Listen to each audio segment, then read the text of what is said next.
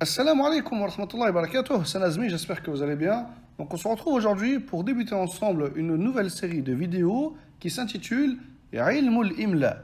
Ilmul Imla, la science de l'Imla. Donc, comme vous le savez sûrement, la langue arabe se compose de plusieurs sciences. Il y a le nahu, la grammaire, le sarf, la conjugaison, il y a le balagha, et il y a également ce qu'on appelle Ilmul Imla. Donc pour faire simple, Ilm al-Imla, ça sert à savoir à travers différentes règles comment on va écrire le mot, d'accord? Ou bien les lettres qui composent ce mot-là. Donc ça, c'est vraiment une définition succincte, d'accord, de cette science-là. Sinon, pour rentrer un peu plus dans le détail, les bénéfices d'étudier Ilm al-Imla sont au nombre de 3. Il y a 3 grands bénéfices d'étudier cette science-là. Donc à travers les règles qu'on va étudier ensemble au cours de cette série de vidéos, on pourra, premièrement, connaître comment écrire différents mots qui peuvent poser problème. Par exemple, pourquoi dans certains mots, la hamza, à la fin du mot, elle est sur un elif, dans certains mots, elle est sur un ya, dans d'autres, elle est sur un waw, et dans d'autres, elle est tout simplement sur la ligne. Pourquoi des fois la hamza, en milieu de mot, elle est sur un elif, pourquoi des fois, elle est sur un waw, pourquoi des fois, elle est sur un ya, et pourquoi des fois elle est écrite toute seule sur aucune lettre. Et bien ça, à travers l'étude de ces différentes règles-là, on va savoir les causes. Deuxièmement, à travers l'étude de ces règles, on va également pouvoir différencier entre Omar et Amr, ou bien entre Mi'ah et Fi'ah. Pourquoi les Arabes ont rajouté une lettre ici à Amr pour distinguer Omar de Amr? Parce que Omar, ça s'écrit avec un Ain, Mim, Ra, et Amr, Ain, Mim, Ra, et un Waw. Ils ont rajouté un Waw pour le différencier de Omar, pourtant ce Waw ne se prononce pas. Tout comme le mot Mi'ah. Après le Mim, ils ont rajouté un Elif pour le distinguer de Fi'ah. Cependant, ce Elif-là n'a aucun impact dans la prononciation du mot. Pourquoi les Arabes ont fait ça? On va le voir dans Ilmul Imla. Et enfin, troisièmement, on va également pouvoir connaître à travers ces règles-là l'origine de certaines lettres. Par exemple, le verbe invoquer, da'a, il s'écrit à la fin avec un elif qui est droit. Et le verbe jara, il s'écrit avec un elif mais qui a la forme d'un ya. Pourquoi dans da'a, le elif il est droit et dans jara, le elif il ressemble à un ya sans les 2 petits points? On va voir ça à travers ces différentes vidéos. Donc ça, c'est, en résumé, les 3 grands bénéfices de cette science-là.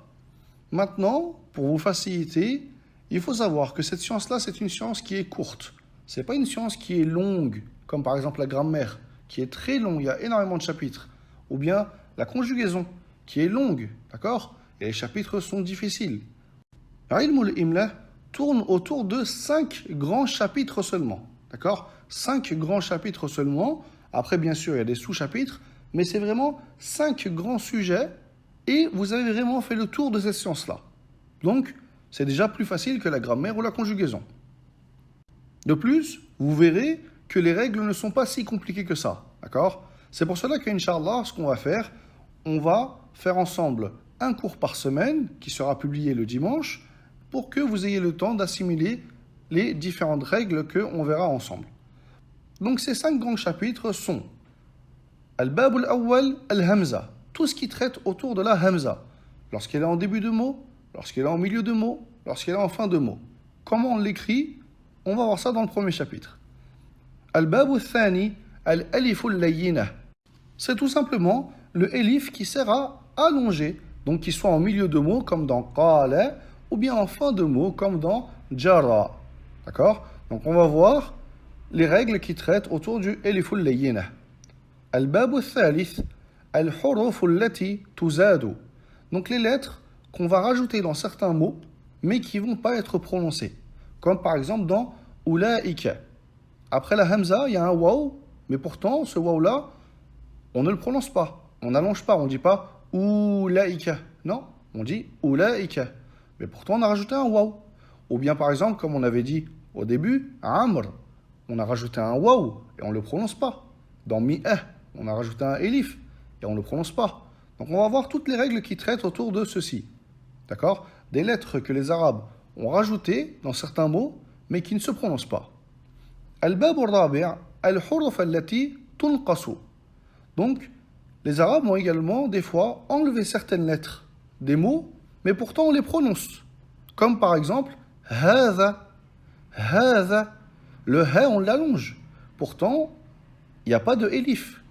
Donc le elif, il a été effacé de hadha. D'accord? Il a été effacé de hadha. Pourquoi? On va le voir.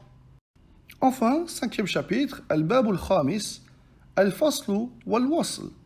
Donc, la séparation ou bien l'unification. C'est-à-dire, lorsqu'il y a deux mots qui sont côte à côte, quand est-ce que les Arabes les ont attachés et quand est-ce qu'ils les ont détachés? Il y a certains cas où, lorsque les Arabes trouvaient deux mots qui étaient côte à côte, ils les attachaient. Comme par exemple, an et ma. Ils ne disaient pas an ma, mais ils disaient plutôt amma. Ils les attachaient. Donc tout ce qui a rapport avec ceci, on va le voir dans ce chapitre. Enfin, on finira ensemble avec une conclusion, al-khatimah, où on verra certaines choses annexes, comme par exemple tout ce qui traite autour de la ponctuation, et d'autres sujets qui ne sont pas vraiment des chapitres, mais plus des fawaïd autour de cette science-là.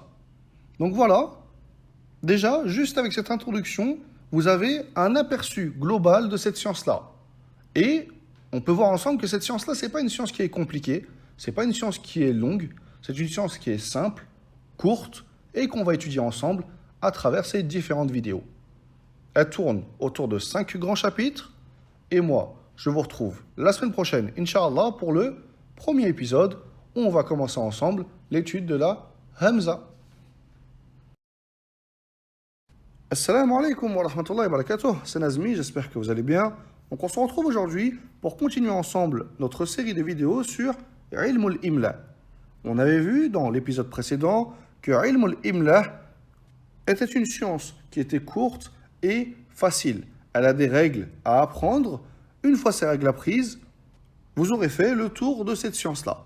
Et on avait vu que cette science-là, elle tourne seulement autour de 5 sujets. La Hamza, الف اللينة, les حروف التي تزاد, حروف التي تنقص et الوصل والفصل. On avait expliqué ces termes-là dans l'épisode précédent. Si vous ne l'avez pas visionné, je vous invite à le faire. Aujourd'hui, on va commencer le premier chapitre qui est Al-Hamza. Donc, Al-Bab al-Awwal, Al-Hamza. Il faut savoir que Al-Hamza, elle est de 3 catégories. Al-Hamzatu Awwal al-Kalimah, lorsqu'elle est en début de mot. Al-Hamzatu Wasatul Kalimah, lorsqu'elle est en milieu de mot. Al-Hamzatu Akhirul Kalimah, lorsqu'elle est en fin de mot. Et ces 3 catégories-là, ça sera le sujet et le thème des 3 prochaines vidéos. Donc aujourd'hui, on va voir Awwalul Kalimah, lorsqu'elle est en début de mot. Dans l'épisode suivant, on verra Al-Hamzatu Wasatul Kalimah, lorsqu'elle est en milieu de mot, les règles autour de ceci. Et enfin, dans l'épisode suivant, on verra Al-Hamzatu Akhirul Kalimah, les règles lorsque la Hamza est en fin de mot, comment on l'écrit. Et on aura fini le premier chapitre, tout simplement. Donc, aujourd'hui, Al-Hamzatu Awwalul Kalimah. Il faut savoir que la Hamza, lorsqu'elle est en début de mot, elle est de 2 catégories. Hamzatul Qat' et Hamzatul Wasl. Hamzatul Qat', comme par exemple Akala, tuntaqu mutlaqan fil ibtida wa fil wasl, wa yuktabu alayha ra'sul ayn. Donc, Hamzatul Qat', on la prononce tout le temps, qu'elle soit en début de phrase ou en milieu de phrase. D'accord? On dira Akala Muhammadun et Muhammadun Akala. On la prononcera tout le temps. Et on écrit le petit doigt à l'envers dessus, pour la distinguer de Hamzatul Wasl. Hamzatul Wasl, comme par exemple Ijlis, tuntaqu fil ibtida faqat, wa amma fil wasl, fala tuntaqu, wa lidhalika, لا يكتب عليها رأس العين حتى يعلم أنها لا تنطق عند الوصل. Donc, la Hamzatul Wasl, on la prononce seulement lorsqu'elle est en début de phrase. Comme par exemple, si on dit Ijlis ya Zayd. Ijlis ya Zayd. On a commencé la phrase par la Hamzatul Wasl, alors on la prononce. Par contre, si on aurait dit Ya Zaid, et ensuite on dit Ijlis, il n'est pas correct de dire Ya Zaidou Ijlis. Non, il faut faire la liaison et pas prononcer le elif. Donc on fait la liaison entre la lettre qu'il y a avant le elif, d'accord, du mot précédent, et la lettre qu'il y a après le elif, donc ici dans notre cas, le jim. Donc on dira Ya Zaidou Ijlis, Ya Zaidou Ijlis. Et c'est pour ça que la Hamzatul Wasl, on n'écrit pas ce qu'on dit Ra's al-Ayn, c'est le petit 2 à l'envers, afin de la distinguer de Hamzatul Qat'a et de nous indiquer qu'on ne la prononcera pas lorsqu'elle est en milieu de phrase. Donc ça, c'est la Hamza lorsqu'elle est en début de mot. Soit c'est Hamzatul Qat'a, soit c'est Hamzatul Wasl. Tout simplement. D'accord? Il n'y a pas plus simple que ça. Le mot qui commence par une Hamza, soit ce sera une Hamzatul Qat'a, donc avec le petit 2 au-dessus, le petit 2 à l'envers, ou soit ce sera Hamzatul Wasl, ce sera simplement une barre. Maintenant, ce qui est important de savoir, c'est du coup dans quel mot, que ce soit un nom, un verbe ou une particule, dans quel mot qui commence par une Hamza, on mettra une Hamzatul Qat'a ou bien une Hamzatul Wasl. Dans quel cas? C'est ce qu'on va voir tout de suite. Donc on va voir les endroits où un mot qui commence par une Hamza, ce sera un Hamzatul Wasl, et les cas qu'on n'aura pas vus, d'accord, et bien ce sera des Hamzatul Qat'a, tout simplement. Donc, premièrement, dans les noms, le masdar al-khumasi ou al-sudasi, comme par exemple intilaq ou bien istikhraj. Donc, le masdar des verbes à 5 lettres ou à 6 lettres. À 5 lettres, par exemple, intalaqa, son masdar c'est intilaq. Donc, intilaq, ce masdar-là, il commencera par hamzatul wasl. Et à 6 lettres, istakhraja, d'accord, le verbe istakhraja, son masdar c'est istikhraj. Donc tous les masadir des verbes à 5 et 6 lettres, ils commenceront par une hamzatul wasl. Ensuite, deuxième cas, al-asma al-ashara. C'est pas al-asma al-khamsa qu'on avait vu dans la grammaire, d'accord? C'est pas al-asma al-khamsa, c'est al-asma al-ashara. Ces 10 noms-là, ils ont la particularité de commencer par une hamzatul wasl. En dehors de ces 10 noms-là, tous les autres noms commenceront, s'ils commencent par une hamzatul qat'a, tout simplement.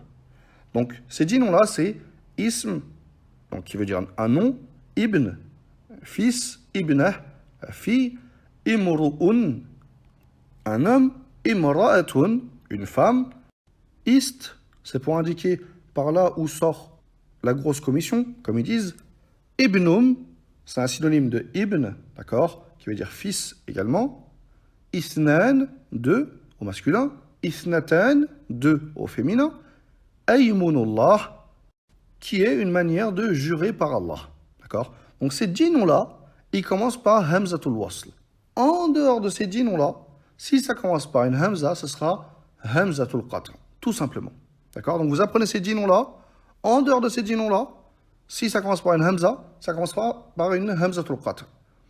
Maintenant, vous pouvez remarquer que dans ces 10 noms-là, il y en a 7 qui sont en vert et 3 en rouge.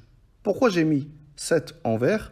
C'est parce que ceux qui sont en vert, il y a également leur forme au duel. Par exemple, ism, isman, ibn, ibnan, ibnah, ibnatan, imru'un, imru'an, imra'ah, imra'atan, ist, istan, ibnumun, ibnuman. D'accord? Donc ces 7 noms-là, il y a également leur forme au duel. Et juste pour la faïda, le dernier, Aymunullah, donc on a dit c'est une manière de jurer par Allah. Il y a aussi une manière de le dire différemment en enlevant le nun et en disant Aymullah directement. Donc ça rentre aussi dans al-asma al-ashara. D'accord? C'est juste une autre manière de jurer. Donc ça, c'est quand est-ce que dans les noms, le nom qui commence par une hamza, c'est une hamzatul wasl. Masdar al-khumasi wa sudasi et al-asma al-ashara. Tout simplement.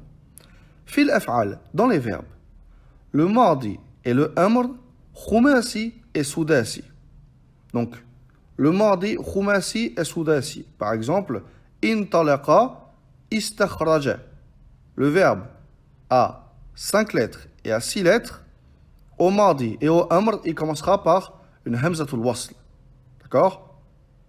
Donc on dira intalaqa, intaliq, istakhraja, istakhrij.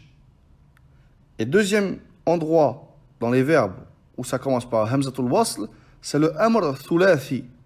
Donc le fi'l amr à 3 lettres. Par exemple, ijlis, d'accord? Udkhul, uktub, ishrab. Lorsque le verbe il a 3 lettres, sa forme au amr, ça commencera par une hamzatul wasl, tout simplement. Donc vous apprenez ceci, en dehors de ceci, ça sera hamzatul qat'. Donc par exemple, un verbe à 4 lettres qui commence par une hamza, comme anzala. Il commence par une hamza, ce sera hamzatul qat', d'accord? Il est au mardi, à 4 lettres, il ne rentre pas dans ce qu'on vient de voir, donc c'est hamzatul qat'. Anzala, yunzilu, anzil. Pareil, ici au amr, c'est un amr à 4 lettres, donc c'est pas 3 lettres, c'est pas un thulathi, donc la hamza, ce sera hamzatul qat'. Un verbe à 3 lettres, comme akala, d'accord, qui commence par une hamza, ce sera hamzatul qat'. C'est pas un khumasi ni un sudasi, ce sera hamzatul qat', tout simplement. Donc vous apprenez seulement ce que vous avez en face de vous, d'accord? Reconnaissez les endroits où on débute par hamzatul wasl. En dehors de ceci, ce sera hamzatul qat', tout simplement. Et enfin, dans les huruf, encore plus simple, il n'y a qu'un seul harf qui commence par hamzatul wasl, c'est le elif wal lam. Bijami'i anwa'iha, de toutes ces catégories. Que le elif wal lam soit mu'arrifa, afin de définir, de rendre défini un mot, comme dans ar-rajul. Donc rajulun, c'est un homme, ar-rajulu, c'est l'homme. Donc ce elif wal lam, d'accord? Dans tous les cas, le elif wal lam, ça commencera par un hamzatul wasl. Ou bien qu'il soit zaïda, comme dans al-abbas. Ici, abbas, à la base, c'est un nom. Mais le elif wal lam, il est zaïda. C'est pas pour le rendre défini. Abbas, il est déjà défini, c'est déjà un nom. Al-Abbas, le elif wal lam, il est zaïd, comme Al-Hassan, Al-Hussein, d'accord? Ou bien, al-elif wal lam, al-mawsoulah, comme par exemple ad-daribu, ad-daribu. Donc ça, vous le voyez plus dans les détails, d'accord, dans la grammaire. Ad-daribu ici, on pourra le remplacer par al-ladhi, donc le elif wal lam, mawsoulah, al-ladhi yadribu. Ça, vous le voyez plus en détail dans an-nahu, Inch'Allah. Donc, en dehors du elif wal lam, tous les autres huruf, toutes les autres particules qui commencent par une hamza, ce sera hamzatul qat'. Comme par exemple, ila. D'accord? La particule ila, ce sera une hamzatul qat'. Tout simplement. Ici, vous pouvez me demander, oui, mais ici, tu as écrit le elif wal lam avec une hamzatul qat'. Tu as écrit le 2 à l'envers, au-dessus. Pourquoi? Il y a une règle particulière avec le elif wal lam. C'est que l'elif wal lam, lorsqu'on l'écrit seul, comme ça, comme si c'était un seul mot, obligatoirement, on doit l'écrire avec le petit 2. Malgré qu'on dit que c'est une hamza, d'accord? Et que c'est hamzatul wasl, c'est pas hamzatul qat'. C'est une exception. Par contre, si le elif wal lam, il est accroché à un mot, alors on ne met pas le petit 2 à l'envers. On ne met pas le petit 2 à l'envers. Mais si on écrit elif wal lam comme je viens de l'écrire, d'accord, entre parenthèses par exemple, pour indiquer quelque chose sur lui, une règle, ou etc., d'accord, on parle du elif wal lam en tant qu'un seul mot, alors c'est une exception. La règle dit qu'on doit l'écrire obligatoirement avec la petit 2, ra's al-ayn, d'accord, le petit 2 à l'envers. Voilà, ça c'est juste pour la faïda. Donc maintenant qu'on a vu les différents endroits où commencent les noms, les verbes et les huruf par hamzatul wasl, on a dit que tout ce qui est en dehors de ceci, ça commencera par hamzatul qat'. Donc dans certains livres, d'accord, sur Qawaid al-Imla, etc., sur cette science-là, ils détaillent, comme on vient de détailler ici, bien sûr d'une manière différente, les endroits où on rencontre hamzatul wasl, et ensuite ils détaillent les endroits où on rencontre hamzatul qat'. Cependant, ayant moi-même étudié plusieurs livres dans cette science-là, et ayant vu donc cette manière de faire, ça embrouille plus qu'autre chose. D'accord? Ça embrouille plus qu'autre chose et on confond du coup entre les différents endroits où il y a hamzatul wasl, où il y a hamzatul qat'. D'accord? Donc c'est pour ça, j'ai décidé ici par pure pédagogie, après avoir consulté bien sûr mes professeurs, de simplement citer les endroits où ça commence par Hamzatul Wasl, et tout ce qui est en dehors de ceci, c'est Hamzatul Qat'a, tout simplement. Donc ça va vous faciliter vous la compréhension ainsi que l'apprentissage. Donc on a fini ce chapitre sur la Hamza lorsqu'elle est en début de mot. On va simplement voir quelques fawaïd autour de Hamzatul Wasl et on va finir ce cours avec ceci. Donc fawaïd حول همزة الوصل. إذا دخلت همزة الاستفهام على كلمة مبدوءة بهمزة الوصل مكسورة حذفت. Donc si un mot commence par une hamzatul wasl, d'accord, et qu'elle est précédée par hamzatul istifham, la hamza pour poser une question, d'accord, donc c'est dans une phrase interrogative, donc il y a la hamza, hamzatul istifham, et le mot qui vient juste après, il commence par une hamza, d'accord, hamzatul wasl. Si cette hamzatul wasl, elle est maksoura, c'est-à-dire qu'à la base, on met une kasra en dessous, par exemple ism, d'accord, alors la hamzatul wasl, on l'efface. On ne dit pas a ismuhu Ali. Est-ce que son nom c'est Ali? On dit directement asmuhu Ali. D'accord? On efface hamzatul wasl. Asmuhu Ali. On pose la question comme ça. On ne dira pas a ismuhu Ali. Non, ça se dit pas. D'accord?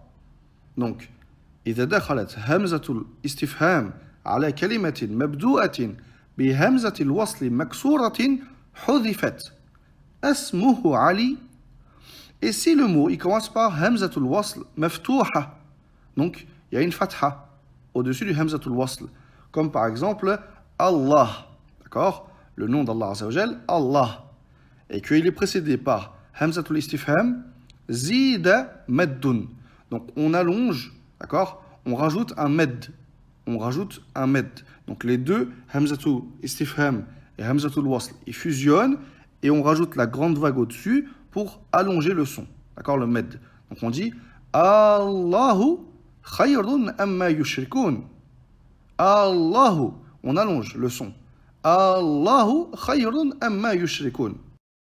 D'accord? Donc là on a vu, lorsque le mot qui suit la hamzatul istifham, il commence par une hamzatul wasl avec une kasra, avec une fatha. Ici on peut se demander, oui mais avec une damma, qu'est-ce qui se passe? Il n'y a qu'une seule catégorie de mots qui commence par hamzatul wasl madmouma avec une damma. C'est lesquels? C'est le fi'l amr, d'accord? C'est le fi'l amr thulathi, comme par exemple ukhruj, udrus, uktub.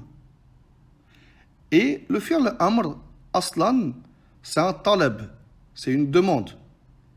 Et hamzatul istifham, ça rentre également dans la catégorie des talab, d'accord? Et on ne peut pas poser une question et donner un ordre en même temps. On ne peut pas poser une question et donner un ordre en même temps. On ne peut pas dire a uktub, a uktub, a ukhruj. Non, ça ne se dit pas. Donc c'est pour ça qu'ici on ne l'a pas cité tout simplement. D'accord? C'est pour ça qu'ici on ne l'a pas cité tout simplement. Donc voilà pour les petites fawaïd autour de hamzatul wasl. En résumé, en conclusion, pour récapituler, on a fini la première partie du premier chapitre qui est Al-Hamza. D'accord? Le premier chapitre, Al-Hamza, se divise en trois parties. La Hamza lorsqu'il est en début de mot, on a fini aujourd'hui, alhamdulillah. La Hamza lorsqu'il est en milieu de mot, c'est ce qu'on va voir dans l'épisode suivant. Et la Hamza en fin de mot, et on verra ça également par la suite, Inch'Allah. Donc voilà pour aujourd'hui, je vous laisse apprendre ce schéma par cœur, et moi je vous retrouve dimanche prochain, Inch'Allah, pour le nouvel épisode. Assalamu alaikum wa rahmatullahi wa barakatuh, c'est Nazmi, j'espère que vous allez bien. Donc on se retrouve aujourd'hui pour continuer ensemble notre série sur Ilmul Imla. On va continuer ensemble aujourd'hui le premier chapitre qui est Al-Hamza. On avait vu dans le cours précédent que l'étude de ce chapitre se divise en trois parties. Al-Hamzatu awwalul kalimah, lorsqu'elle est en début de mot, et ça, on l'avait vu dans le cours précédent. Al-Hamzatu wasatul kalimah, c'est ce qu'on va voir aujourd'hui, Inch'Allah. Et al-hamzatu akhirul kalimah, lorsqu'elle est en fin de mot, quel est son jugement. Et ça, on le verra dans le cours suivant, Inch'Allah. Donc, le sujet d'aujourd'hui est al-hamzatu wasatul kalimah. Quel est le jugement de la hamza? Comment on va l'écrire lorsqu'elle est située au milieu d'un mot? Premièrement, il faut savoir que la hamza, lorsqu'elle est en milieu de mot, il y a 4 manières de l'écrire. La première, tout à droite, ala al-nabra ou bien ala al-ya. C'est 2 choses différentes, mais on verra le détail dans la suite. Ça s'écrit de la même manière, d'accord? Ala al-nabra ou bien ala al-ya. Sauf que si c'est un ya, on n'écrit pas les 2 petits points. Donc ça, c'est la première manière de l'écrire. Ou bien ala al-waw, sur un waw. Ou bien ala al-alif, sur un alif. Ou bien ala al-satr, sur la ligne, tout seul. Donc ça, c'est les 4 manières d'écrire la hamza en milieu de mot. Maintenant, al-qa'ida, la règle générale pour écrire la hamza au milieu de mots. Qu'est-ce que c'est? لكتابة الهمزة المتوسطة ننظر إلى حركتها وإلى حركة الحرف الذي قبلها ثم نكتبها على الحرف الذي يناسب الحركة الأقوى. Donc traduction, pour écrire la hamza au milieu de mots, on regarde la voyelle qu'il y a au-dessus de la hamza et la voyelle qu'il y a au-dessus de la lettre qui la précède. Et on écrit la hamza sur la lettre qui correspond à la voyelle la plus forte. Donc pour comprendre cette définition, on a besoin de plusieurs choses. Premièrement, quwwatul harakat, la force des harakat, la force des voyelles. Il faut savoir que les voyelles, entre elles, al-kasra, al-damma, al-fatha, et enfin al-sukun également, il y en a qui sont plus fortes que d'autres.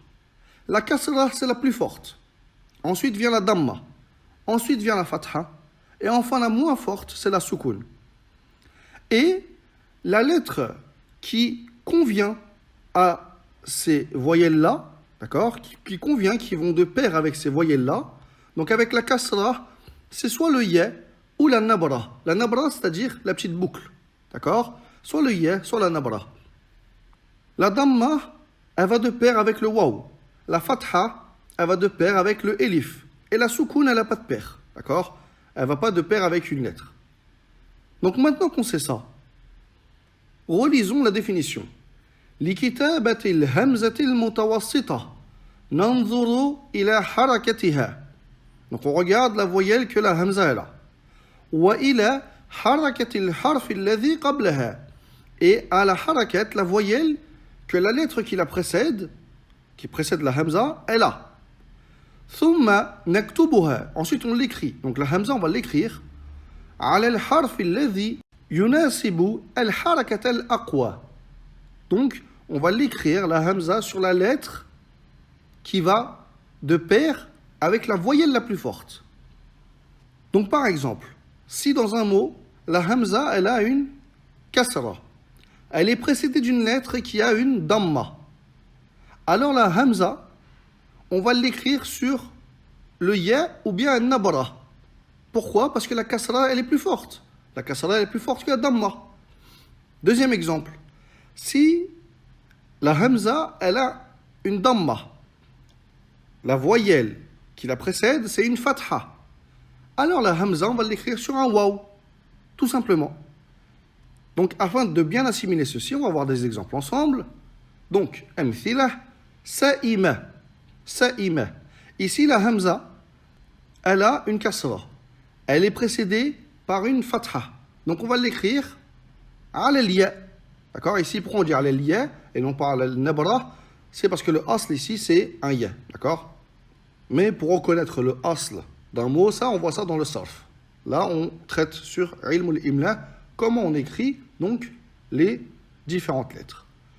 Ar-usun. Ar-usun. Ici, la hamza, elle a une damma. Elle est précédée par une soukoun. La damma, elle est plus forte que la soukoun. Donc, la hamza, on va l'écrire sur un waw. F-usun. F-usun. Pareil. Ici, la hamza, elle a une damma. Elle est précédée par une soukoun. La damma, elle est plus forte que la soukoun. On va écrire la hamza sur un waw. Sa'ala. Sa'ala. Ici, la hamza, elle a une fatha.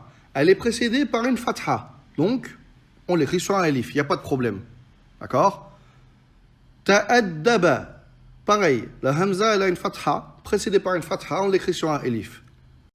Mu'adhdhinun. Ici, la hamza, elle a une fatha. Elle est précédée par une damma.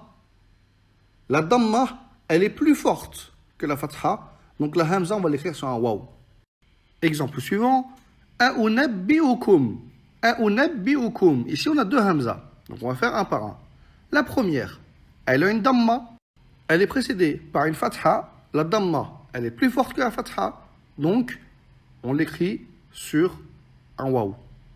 A'unabbi'ukum. Ici, la hamza, elle a une damma. Elle est précédée par une kasra. La kasra, elle est plus forte que la damma. Donc on va l'écrire ici, ala nabra. Ru'ya. La hamza, elle a une soukoun. Elle est précédée par une damma. La damma, elle est plus forte que la soukoun. Donc la hamza, on l'écrit sur un waw. Ma'wa. La hamza, elle a une soukoun. Elle est précédée par une fatha. La fatha, elle est plus forte que la soukoun. Donc on l'écrit sur un elif.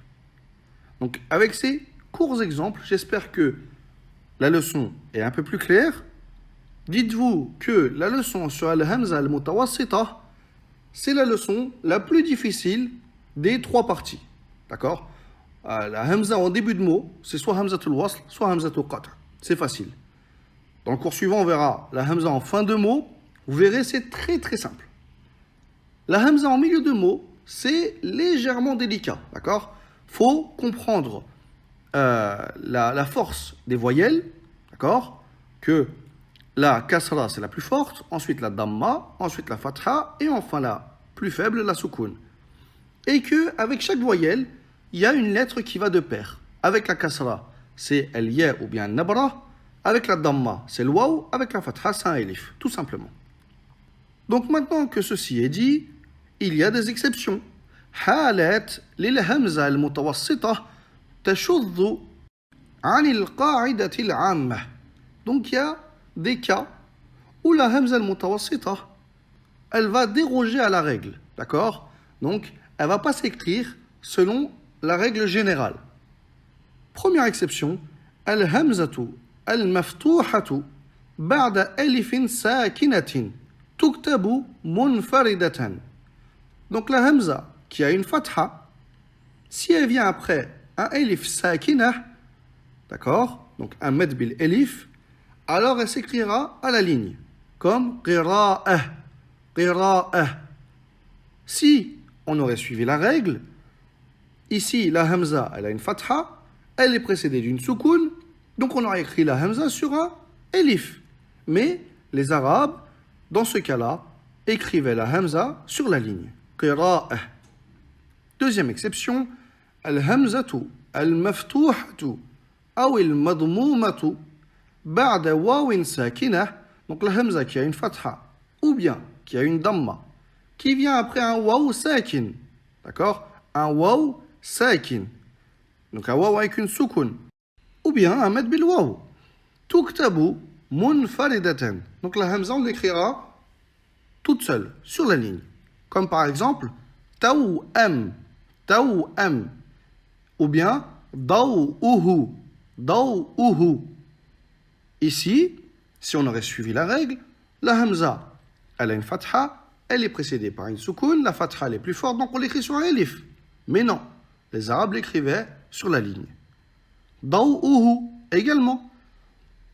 La hamza, elle a une damma, elle est précédée par une soukoun, la damma étant plus forte. Si on aurait suivi la règle, on l'aurait écrit sur un waw. Mais les Arabes l'écrivaient sur la ligne. Ça, c'est le deuxième cas, la deuxième exception. Enfin, la dernière exception, al-hamzatu al-mutaharrikatu.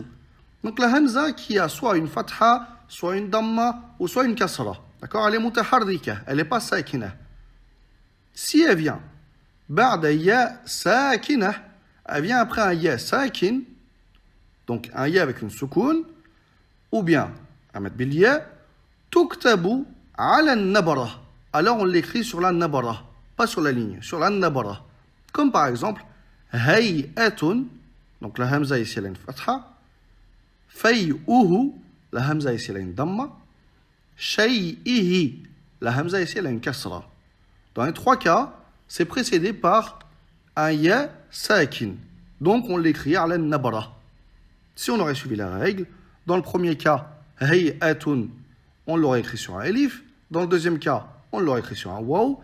Dans le troisième cas, on l'aurait écrit sur un ya. Mais ici, les Arabes, lorsque al-hamza al-mutaharrika venait après un ya sakina, ils l'écrivaient ala nabara, tout simplement. Donc voilà pour la leçon d'aujourd'hui, al-hamza al-mutawassita. On va faire un court récapitulatif. La hamza, lorsqu'elle est en milieu de mot, elle a quatre manières de l'écrire. Soit ala nabra ou bien ala liya, soit sur un waw, soit sur un elif ou soit sur la ligne. Comment on sait? On regarde la voyelle que la hamza est là et la voyelle qui la précède. Et on l'écrit sur la lettre qui convient à la voyelle la plus forte. En sachant que la kasra, c'est la voyelle la plus forte, et la lettre qui lui convient, c'est soit el ya ou bien nabra. La damma, c'est celle qui vient à la suite, d'accord, en termes de force, et la lettre qui la convient, qui vient de pair avec, c'est le waw. Enfin vient la fatha, et la lettre qui vient de pair, c'est l'elif, et enfin un soukoun. C'est la plus faible des voyelles. Donc voilà, j'espère que ce cours vous aura été profitable. Si vous avez quelques difficultés, rassurez-vous, la science de l'imla, c'est une science qui est simple, mais il y a quelques petits chapitres qui sont délicats et qui méritent un peu plus d'attention et d'entraînement. Donc moi, je vous laisse avec ce cours et je vous dis à dimanche prochain pour qu'on termine ensemble le chapitre sur Al-Hamza. Assalamu alaikum wa rahmatullahi wa barakatuh. C'est Nazmi, j'espère que vous allez bien. Donc on se retrouve aujourd'hui pour terminer ensemble aujourd'hui le premier chapitre qu'on a commencé sur Ilm al-Imla, qui est le chapitre traitant sur la Hamza. Donc on avait vu précédemment que l'étude de ce chapitre se divisait en trois grandes parties. L'étude lorsque la Hamza est en début de mot, l'étude de la Hamza lorsqu'elle est en milieu de mot, et enfin l'étude de la Hamza lorsqu'elle est en fin de mot. Et ça va être le sujet d'aujourd'hui. Donc la Hamza, lorsqu'elle est en fin de mot, il y a quatre manières de l'écrire. On l'écrit soit sur un ya, soit sur un waw, soit sur un elif, ou soit sur la ligne. D'accord? Donc il y a quatre manières de l'écrire. Et maintenant, on va voir ensemble la règle générale pour savoir comment on écrit la Hamza en fin de mot. Donc, al-qa'ida, تكتب الهمزة المتطرفة على الحرف الذي يناسب حركة الحرف الذي قبلها. Donc, on écrit la hamza, on dit al-mutatarrifa, c'est-à-dire celle qui est en dernière place, d'accord? Celle qui est au bout, c'est-à-dire en fin de mot, sur la lettre qui correspond à la voyelle, la harakat, de la lettre qui la précède. On avait vu dans le cours précédent qu'il y avait différentes voyelles. La kasra, la damma, la fatha et enfin la soukoun. Et chaque voyelle avait ou était de pair avec une lettre. La kasra étant de pair avec le ya, la damma étant de pair avec le waw, la fatha de pair avec le elif, et on avait dit que la soukoun, elle venait de pair avec aucune lettre.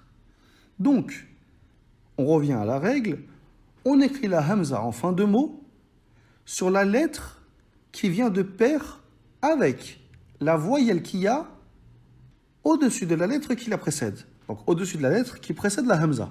Il y a la hamza en fin de mot. Avant la hamza, il y a une lettre. On regarde la voyelle qu'elle a. Et on écrit la hamza sur la lettre qui va de pair avec cette voyelle-là. Donc, فإذا سبق الهمزة حرف مكسور كتبت الهمزة على الياء. Donc si avant la hamza, il y a une kasra, Alors la hamza, on va l'écrire sur un ya, comme par exemple le mot shati'un. Shati'un. Avant la hamza, il y a une kasra, donc on écrit la hamza sur un ya.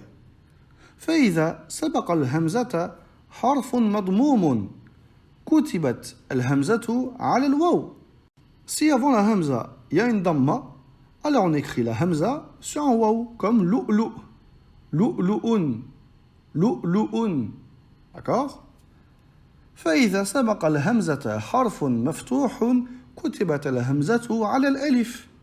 Avant la hamza, il y a une fatha, donc on écrit la hamza sur un elif. Et enfin, فإذا سبق الهمزة حرف ساكن كتبت الهمزة على السطر. Donc si avant la hamza, il y a une soukoun, alors on écrit la hamza sur la ligne. D'accord? Parce que la soukoun ne va pas de pair avec une lettre. Comme par exemple, shay'un. Shay'un. Ici, la lettre précédente, la hamza, elle a une soukoun, donc on écrit la hamza sur la ligne.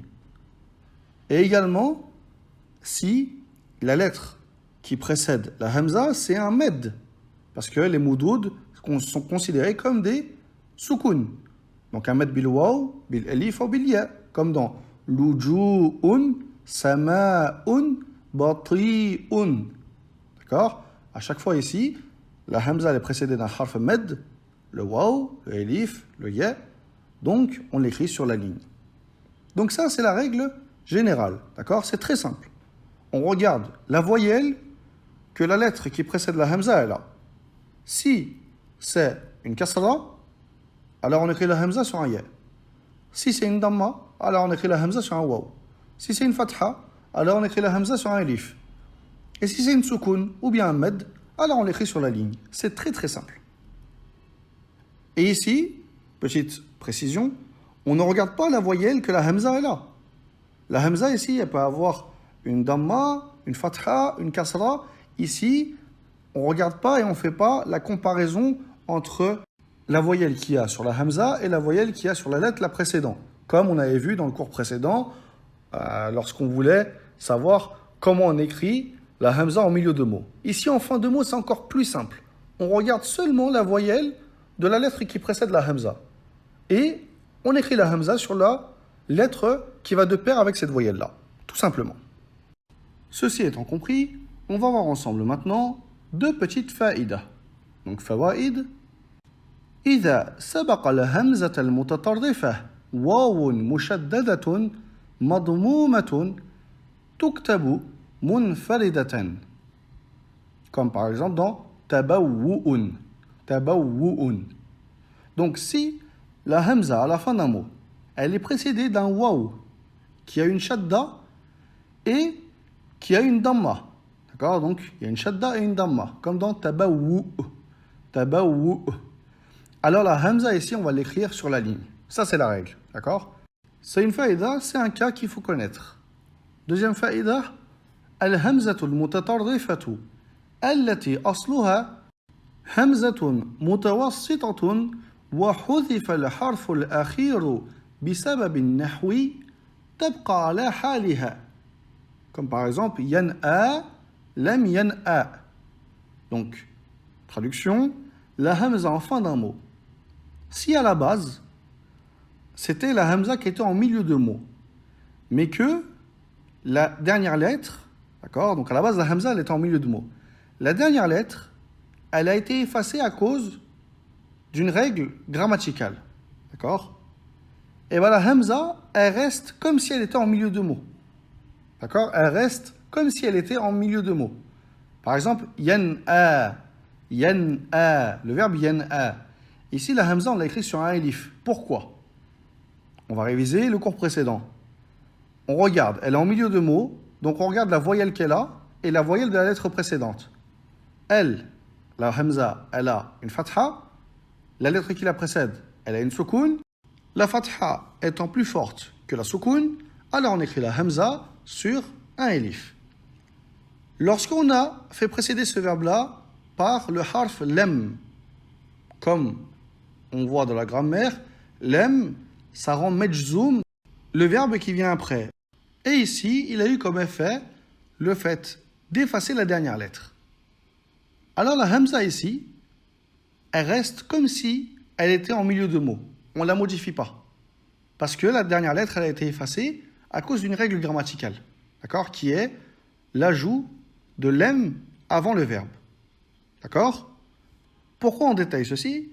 Parce que si on appliquait la règle de la hamza en fin de mot, on devrait regarder la voyelle que la lettre précédant la hamza a. Ici, étant une soukoun, la hamza, on devrait l'écrire sur la ligne. Lem yen a. On devrait l'écrire sur la ligne. Mais dans notre cas, non. On la laisse écrire sur un elif, car à la base, yen a, la hamza, elle est en milieu de mot. Et elle s'écrit sur un elif. Donc ça, c'est deux petites faïdas importantes à savoir. Maintenant, on va terminer avec quelque chose d'important à savoir dans ce chapitre, c'est tanwinul hamzatil mutatarrifati bil fathi wa ittisaliha bi alif al-ithnayn. Donc la hamza en fin de mot. Lorsque on va lui mettre un tanwin bil fatha ou bien on va mettre le mot au muthanna. Comment on va l'écrire? D'accord? Comment on va écrire la hamza ou bien le mot ayant une hamza en fin de mot? Comment on va l'écrire lorsqu'il sera mansoub bi fathatayn ou bien lorsqu'il sera au muthanna?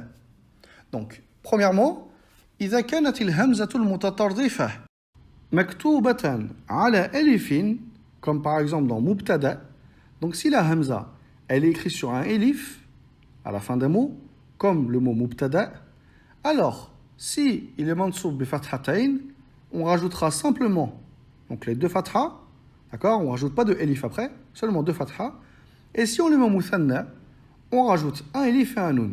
Donc on écrira mubtada'an, comme ça, de cette manière-là. D'accord? Mubtada'an.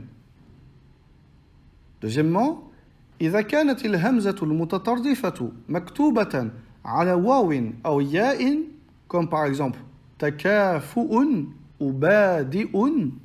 Donc si la hamza elle est écrite sur un waw ou bien sur un ya, lorsqu'il sera mansoub bi fathatayn, alors on écrira les deux fathas et on rajoutera un elif. Donc takafu'an et badi'an.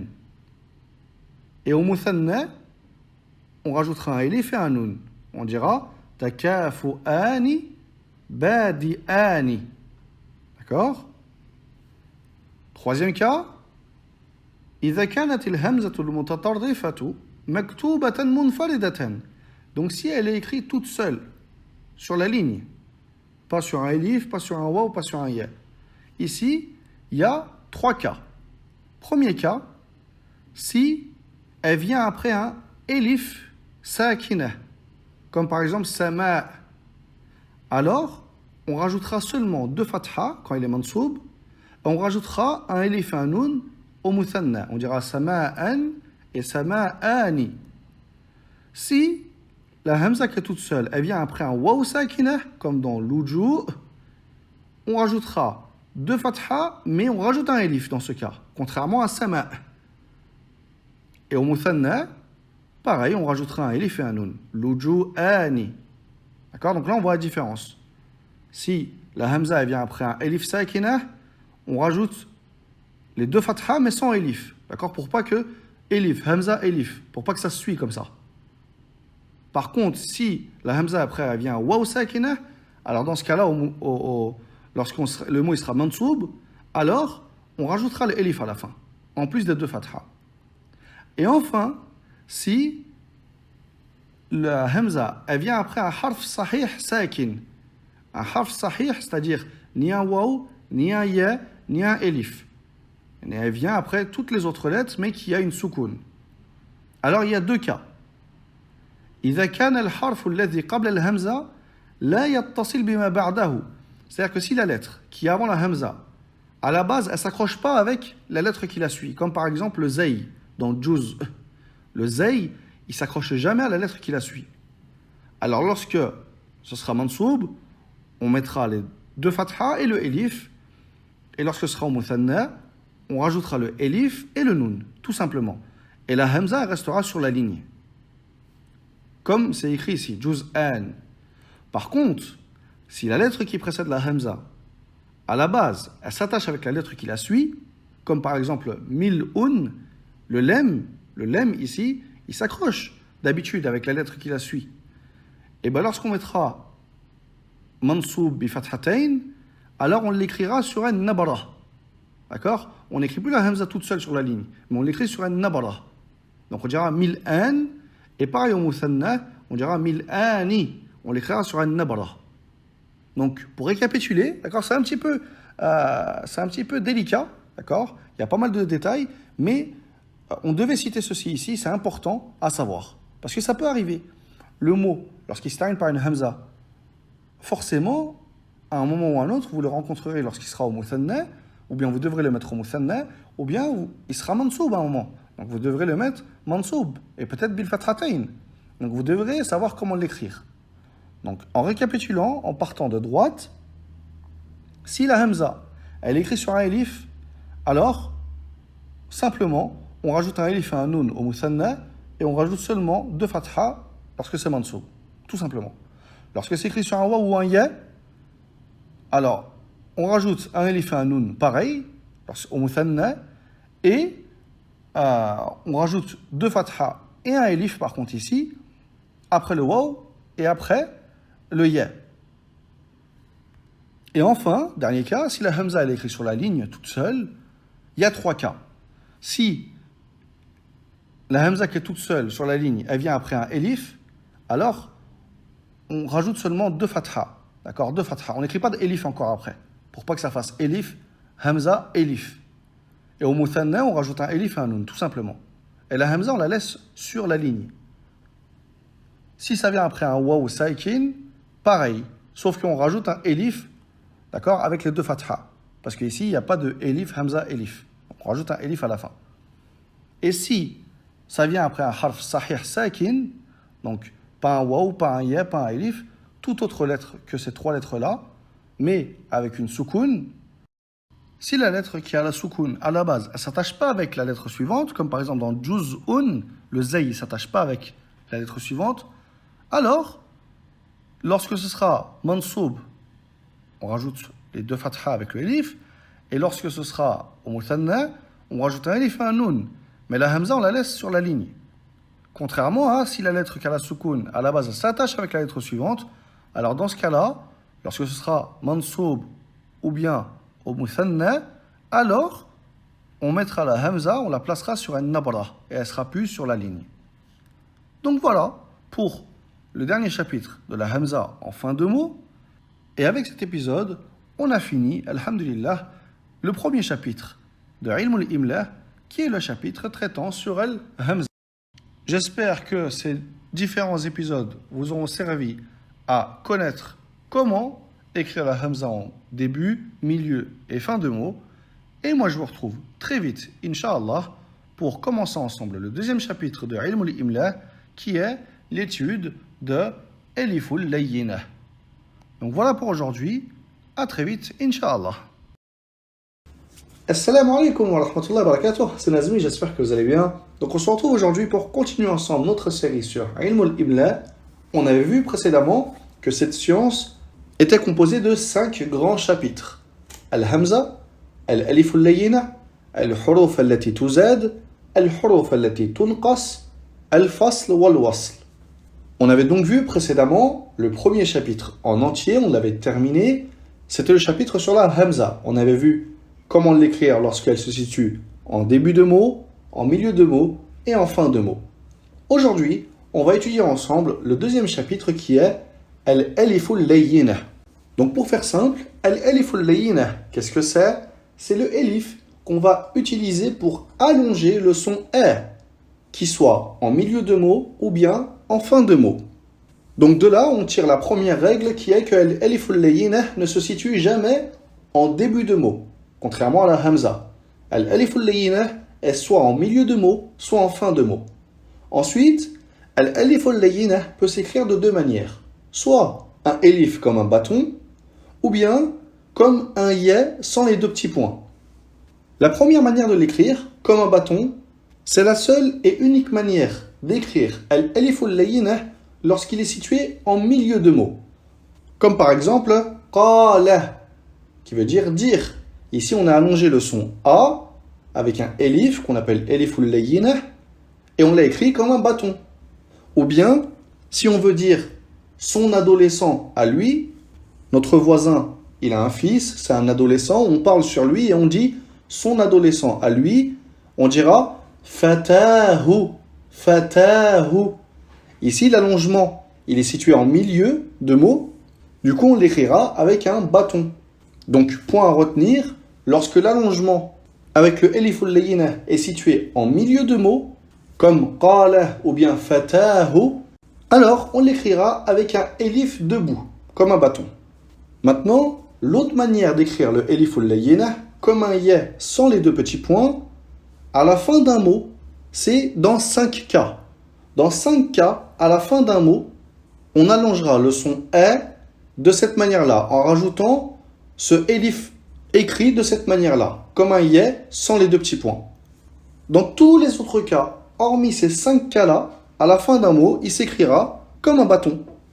Donc, premier cas dans lequel on écrit le eliful layyinah comme un ya sans les deux petits points, fi kulli ismin aw fi'lin thulathiyyin elifuhu munqalibatun an ya, comme masha aw fata. Donc, premier cas, tous les noms ou verbes à 3 lettres où la base du elif c'était un ya, comme masha, sa racine étant le mim, le shin et le ya, qu'on retrouve dans le masdar, mashyun, et fata, où on a su que ce elif-là à la base c'était un ya, lorsqu'on a mis au duel, au muthanna, et on dira fatayan. Ici, le elif se transforme en ya, fatayan, il revient à sa base. Donc, chaque verbe ou nom a 3 lettres, la troisième lettre, donc le elif, si à la base c'était un ya, ce elif-là s'écrira du coup comme le ya mais sans les deux petits points. Masha fata. Deuxième cas, fi kulli ismin arabiyyin aw fi'lin zaidin ala thalathatin wa laysa qabla akhirihi ya, comme salla ou Mustafa. Donc deuxième cas, on écrira à la fin d'un mot le eliful layyinah comme un ya sans les deux petits points, tout nom arabe ou verbe au-dessus de 3 lettres, et l'avant-dernière lettre, ce n'est pas un ya. Comme par exemple le verbe salla, donc il y a le sad, le lem, encore un autre lem, vu qu'il a été dédoublé avec la shadda, et enfin le elif. Donc on a bien 4 lettres, c'est au-dessus de 3 lettres, l'avant-dernière lettre c'est un lem, c'est pas un ya, du coup ce elif-là qui est en dernière position, on l'écrira de cette manière-là.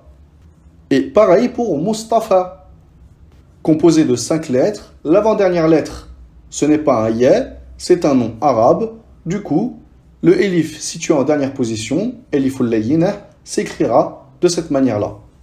وَإِذَا كَانَ قَبْلَ آخِرِهِ يَا رُسِمَتْ إِلِفًا مُطْلَقًا. Par contre, si l'avant-dernière lettre, dans ce même cas, si l'avant-dernière lettre, c'est un ya, alors on écrira ce elif comme un bâton. Comme par exemple le verbe Yahya ou bien le mot dunya. Le verbe est un verbe à 4 lettres, le mot également est à 4 lettres. Ils se terminent les deux par un elif, mais l'avant-dernière lettre c'est un ya. Du coup le elif, on ne l'écrit pas comme un ya, mais comme un bâton. À l'exception, et l'unique exception du prénom Yahya, qui s'écrira à la fin avec un elif layyinah comme un ya sans les deux petits points, afin de le distinguer du verbe Yahya. Donc Yahya avec un bâton, c'est le verbe. Alors que Yahya avec le ya sans les deux petits points à la fin, c'est le prénom. Donc ça, c'est les deux premiers cas dans lesquels à la fin d'un mot se terminant par un elif, on écrira le elif de cette manière-là. Troisième cas, fi khamsati a'lamin a'jamiyyatin, dans 5 noms étrangers, noms arabes, qui sont Moussa, Isa, Matta, Kisra et Bukhara. Ces 5 noms-là, ce sont des noms non arabes, se terminant par un elif, et ils s'écrivent de cette manière-là, avec le elif de cette forme-là. Quatrième cas, في خمسة أسماء مبنية. Dans 5 noms mabni, le elif al-layyinah s'écrira comme un ya sans les deux petits points. Premièrement, lada. Deuxièmement, anna. Troisièmement, mata. Quatrièmement, oula, qui a le même sens que ulaika. Et enfin, al-ula, qui a le même sens que al-ladhina. Ces 5 noms mabni s'écrivent de cette manière-là. Tous les autres noms mabni qui se terminent par un elif s'écriront avec un bâton à la fin. Enfin, dernier cas, fi arba'ati ahruf, dans 4 particules. Ila, ala, hatta et bala. Toutes les autres particules se terminant par un elif, comme la, halla, etc., s'écriront avec un elif comme un bâton. Donc, avec ceci, on a vu les 5 cas dans lesquels, à la fin d'un mot, s'il se termine par un elif, le elif s'écrira comme un ya sans les deux petits points. Dans tous les autres cas, hormis ce qu'on vient de voir tout de suite, si le nom ou le verbe ou la particule se termine par un elif, alors on l'écrira comme un bâton. Donc, pour faire un court récapitulatif, al-eliful layyinah se situe soit en milieu, soit en fin de mot. C'est le elif pour allonger le son E. Lorsqu'il est en milieu de mot, quoi qu'il en soit, on l'écrira tout le temps comme un bâton. C'est lorsqu'il est à la fin d'un mot qui peut s'écrire soit comme un bâton, soit comme un ya sans les deux petits points. Dans ce cas-là, c'est dans 5 cas. Tous les noms et verbes à 3 lettres, le elif, sa racine étant un ya, tous les noms arabes et les verbes au-dessus de 3 lettres, où l'avant-dernière lettre n'est pas un ya, sauf le nom Yahya, le prénom. Ensuite, dans 5 noms étrangers, 5 noms mabni et 4 particules. Donc, visualisez bien ce tableau, apprenez-le par cœur et vous ne vous tromperez plus sur l'écriture du eliful layyinah. Et nous avons donc fini avec le deuxième chapitre de Ilmul Imla qui est al-eliful layyinah, tout simplement. En un tableau, on a réuni tout ce que vous devez savoir sur ce chapitre-là. Donc, je vous retrouve dans le prochain épisode pour continuer ensemble notre série sur Ilmul Imla. Assalamu alaikum wa rahmatullahi wa barakatuh, c'est Nazmi, j'espère que vous allez bien. Donc on se retrouve aujourd'hui pour une vidéo complémentaire concernant la vidéo précédente. Et aujourd'hui on va voir Ma'rifatul wawi wal ya'i. Donc comme on avait vu ensemble dans le cours précédent, on avait dit que les verbes ou les noms à 3 lettres s'écrivaient, s'ils se terminaient par un elif, avec un elif en forme de bâton si à la base de elif c'était un waw, et en forme de ya sans les deux petits points si à la base le elif c'était un ya. Et aujourd'hui, on va voir avec cette vidéo comment reconnaître donc la base. Comment savoir si le elif à la fin du mot ou du verbe, il vient d'un waw ou bien s'il vient d'un ya. Donc premièrement, bit tasniya avec le muthanna. Par exemple, asa, pourquoi on l'écrit de cette manière? Car au muthanna, on dira asawan. Du coup, le waw réapparaît, et de là, on en déduit que le elif qu'on avait dans asa, à la base, c'était un waw. Deuxième solution, bil jama', avec le pluriel. Maha, le pluriel, c'est mahawat. Le waw réapparaît. Voilà pourquoi le elif, on l'a écrit comme un bâton. Ou bien bil masdar, comme avec le verbe sa'a. Pourquoi on allonge de cette manière-là avec le ya sans les deux petits points? Car le masdar, c'est sa'i. Donc le ya réapparaît bien. Quatrièmement, pour ceux qui ont étudié le sarf, bismil marra. Ada, ismil marra, c'est adwa. Cinquième solution, bismil hay'a. Rama, on dira rimiyah. Le ya réapparaît bien. Ensuite, une autre solution, bismil maf'oul. Da'a, le ism maf'oul, c'est mad'ou. Le waw réapparaît bien. Voilà pourquoi da'a, on l'écrit avec un elif comme un bâton et non pas avec un elif comme un ya sans les deux petits points. Une autre solution également, bil mudari'. Masha, on l'écrit de cette manière car au mudari' on dit yamshi. Le ya réapparaît bien. Et enfin, dernière possibilité, bil isnadi, les damir al-fa'il, en rajoutant par exemple tout à la fin en le conjuguant. Sama, on dira samautu, samautu. Donc le waw réapparaît bien. On ne dira pas samaitu, on dira samautu. Donc ça, c'est les différentes possibilités que vous pouvez utiliser pour reconnaître la racine du elif. Est-ce que le elif vient d'un waw ou d'un ya? Donc j'espère que cette vidéo vous aura été profitable. C'est une vidéo complémentaire à celle précédente.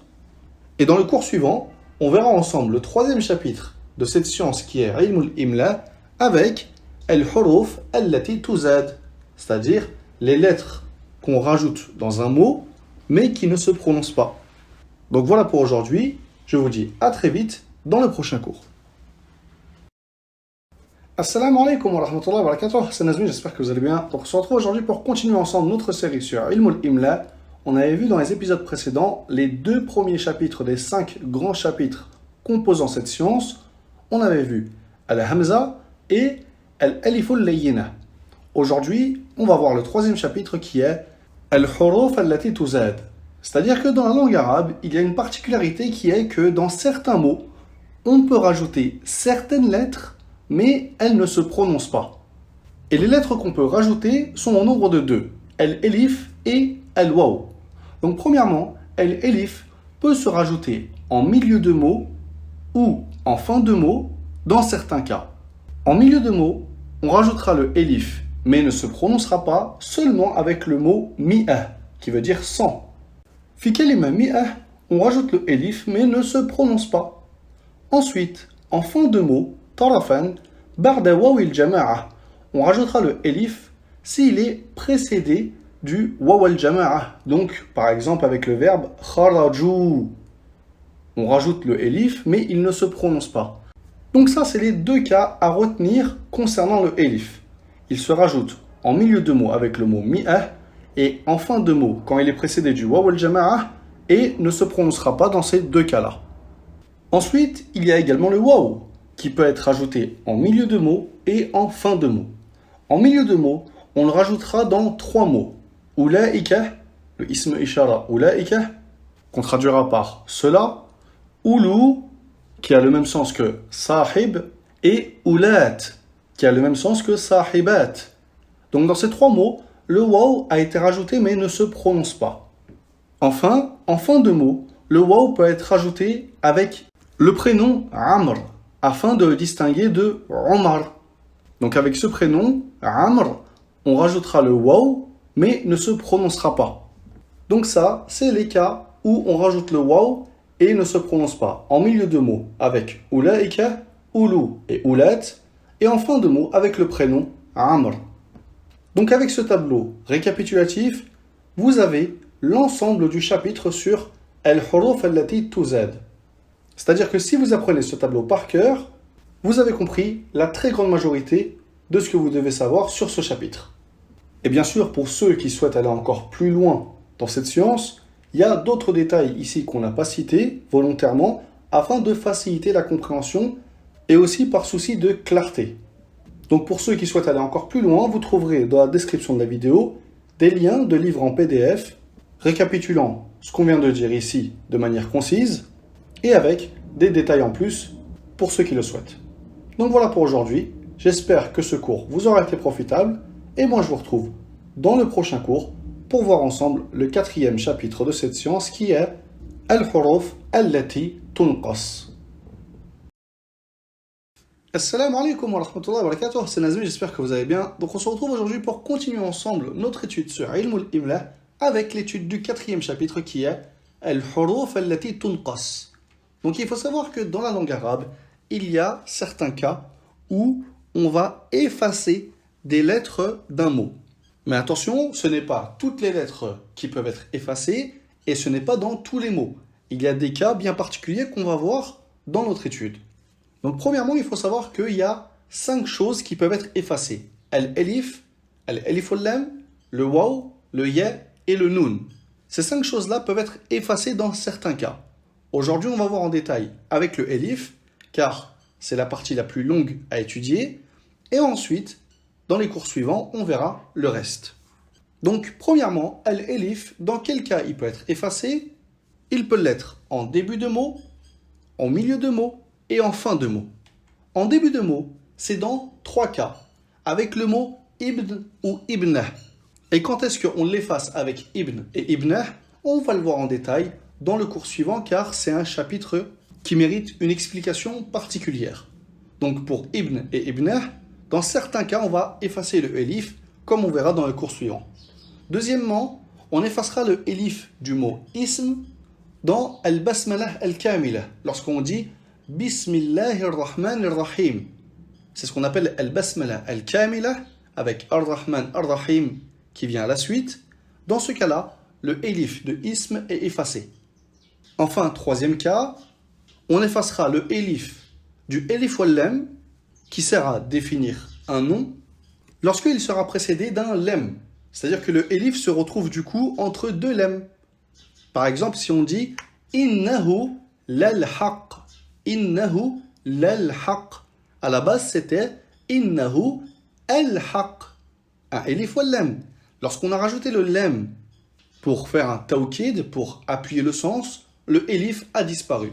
On dit Innahu lal-haq. Donc ça, c'est les 3 cas dans lesquels le elif est effacé en début de mot. Ensuite, en milieu de mot, il y a plusieurs cas qu'on va citer un par un. Donc premièrement, dans le mot Allah. Ici, on allonge le lem Allah, mais le elif qui sert à allonger, on ne l'écrit pas. Ar-Rahman, pareil, le elif après le mim, on ne l'écrit pas. Taha, après le ta, on ne l'écrit pas. Yasin, après le ya, on ne l'écrit pas. Ilah, ou bien al-ilah. Pareil, après le lam ici, on n'écrit pas le elif qui sert à allonger. As-samawat, après le mim également. Lakin, ou bien lakinna.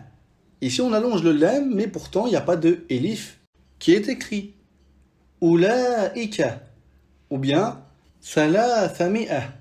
Pareil. Ulaika, après le lam, il n'y a pas de elif. Thalathami'ah, après le lam également, il n'y a pas de elif. Donc dans les mots qu'on vient de voir ici, on voit bien qu'il y a un allongement qui est fait, mais pourtant le elif n'est pas écrit. D'accord? Ensuite, les prénoms comme Ibrahim, Ismaïl. Les Arabes également l'écrivaient de cette manière, c'est-à-dire qu'ils n'écrivaient pas le elif. Donc ces prénoms-là peuvent être écrits avec un elif, comme peuvent être enlevés également, comme Ibrahim, Ismaïl, etc., etc. Donc ici, contrairement au elif qu'on enlève en début de mot, où il y a bien 3 cas bien définis, en milieu de mot, il y a plusieurs mots. Ici, on a cité vraiment ce qui est le plus courant que vous pourrez trouver dans les livres. Donc si vous retenez déjà ce qui est écrit ici, vous avez retenu la majorité. Ensuite, si vous approfondissez le sujet et allez encore plus loin, vous pourrez trouver encore d'autres exemples et compléter ce tableau. Enfin, en fin de mot, le elif peut être effacé dans plusieurs cas. Et j'ai délimité les différents cas avec des encadrés. Donc premièrement, le elif de ma al-istifhamiyya, lorsque elle est précédée d'un harf jar, al-masbouqa bi harf jar. Par exemple, fi ma, ala ma. Dans ce cas, ma al-istifhamiyya, si elle est précédée d'un harf jar, on efface le elif.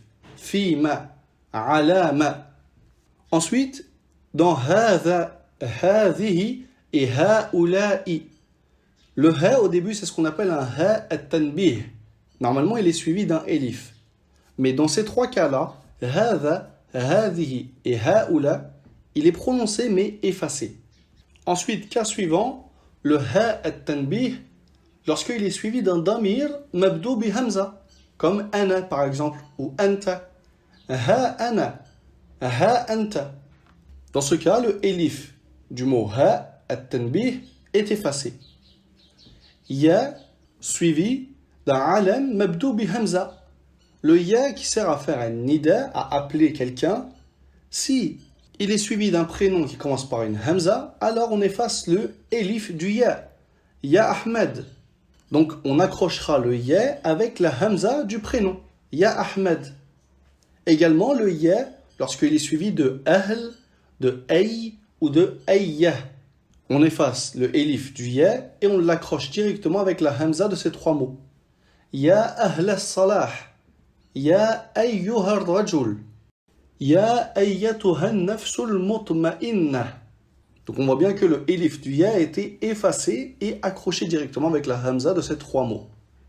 Ensuite, dha, qui est un ism ishara, lorsqu'il est suivi du lam al-bu'd, comme dans dhalika. Ici, le dha, on a effacé le elif. Dhalika. On allonge, mais on ne l'écrit pas. Dans également taha, le ha ici, on l'allonge, mais on n'écrit pas le elif à la fin de taha. Et enfin, dernier cas, tout en bas à gauche, le elif de ana, lorsqu'il est précédé du ha tanbih et suivi d'un ism ishara, comme dha. On dira ha anadha, ha anadha. Ici, le elif de ana, on ne l'écrit pas. Donc avec ceci, on a vu ensemble dans quel cas le elif peut être effacé, que ça soit en début de mot, en milieu de mot ou bien en fin de mot. Et petite précision, lorsque le elif est effacé, dans certains cas, il sera quand même prononcé, donc on fera un allongement, et dans d'autres cas, il ne sera pas du tout prononcé. Et comment le savoir, comment le reconnaître? Tout simplement en écoutant de l'arabe. Plus l'élève écoute de l'arabe, et plus il apprend également comment bien parler, comment bien prononcer, et également il apprend à allonger dans certains cas lorsqu'il le faut. Donc voilà pour aujourd'hui. On a vu ensemble aujourd'hui le cas du elif. Et dans le cours suivant, ce sera un cours un peu spécial. On verra dans quel cas le elif du mot ibn et ibnah peut être effacé. Et ensuite, on terminera le chapitre sur al-huruf allati tunqas. Donc j'espère que ce cours vous aura été profitable. Et moi je vous dis à très vite dans la prochaine vidéo. Assalamu alaikum wa rahmatullahi wa barakatuh, c'est Nazmi, j'espère que vous allez bien. Donc on se retrouve aujourd'hui pour continuer ensemble notre série sur Ilm al-Imla. Et aujourd'hui, on va voir ensemble un point en détail que on avait vu de manière concise dans le cours précédent. Donc à titre de rappel, dans le cours précédent, on avait vu al-huruf allati tunqas. C'est-à-dire que dans la langue arabe, il y a certains mots que dans certains cas, il y a des lettres qui sont effacées. Et parmi ces mots-là, le mot ibn, qui veut dire fils, et ibnah, qui veut dire fille. On avait dit que le elif de ibn et de ibnah pouvait être effacé dans certains cas. Mais on n'était pas rentré dans le détail. Donc aujourd'hui, ça sera le sujet de notre cours. On va voir dans quel cas le elif de ibn et de ibnah est effacé. Alors, تحذف همزة الوصل من كلمتي ابن وابنه. La hamzatul wasl, donc le elif qu'il y a au début de ibn et ibnah, sera effacé dans trois cas. Premièrement, dukhulu hamzatil istifham, lorsqu'elle est précédée de la hamza pour poser la question. Le a plus ibnuka hadha, on dira directement abnuka hadha. D'accord, on fait la liaison et on efface le elif qu'il y a dans ibn. On dira directement abnuka hadha. Deuxième cas, dukhul ya an-nida'iyya, lorsqu'il est précédé de ya pour interpeller. Par exemple, ya ibn Adam, on dira yabna Adam, yabna Adam. Donc ça, c'est le deuxième cas dans lequel le elif de ibn ou de ibnah sera effacé. Enfin, troisième cas qui lui mérite un peu plus d'explication, idha waqa'ata bayna alamayn. Donc lorsque ibn ou ibna, il est situé entre ce qu'on appelle deux alam. Ce qui est voulu par alam, c'est soit le ism, le laqab ou la kunya. Donc soit le prénom de la personne, ou bien son surnom, ou bien sa kunya. Et ici, il n'y a pas de différence à ce que le premier, ça soit un ism et le deuxième un laqab, ou bien le premier un laqab et le deuxième un ism, ou bien les deux, ça soit des kunya, etc., etc. Tous les mélanges peuvent être possibles. Le plus important, c'est que ibn ou ibnah, il soit situé entre deux alam. Et ce qui est voulu par alam, c'est une de ces trois choses. Soit le ism, soit le laqab ou la kunya. Si tel est le cas, alors on va voir ensemble les conditions pour que le elif, on puisse l'effacer. Premièrement, an yakuna kullun minhuma mufradan. C'est-à-dire que ibn ou bien ibnah doit être au singulier. فإن ثنية تثبت الألف. S'il est au muthanna, alors on mettra le elif. On ne pourra pas l'effacer. On dira par exemple Ahmadu wa Zaydun ibna Mahmoudin. Ici on a laissé le elif. Pourquoi? Parce que ibna, on l'a mis au muthanna. Et il n'est plus au mufrad. Deuxième condition, alla yaqa kullu minhuma fi awwal as-satr. Faut pas que le mot ibn ou ibnah, il soit en début de ligne. C'est-à-dire que lorsqu'on va l'écrire, si on arrive au début de la ligne et qu'on écrit le mot ibn, alors on sera obligé de mettre le elif, même si toutes les autres conditions sont réunies. D'accord? Faut pas que ibn ou ibnah soit en début de ligne.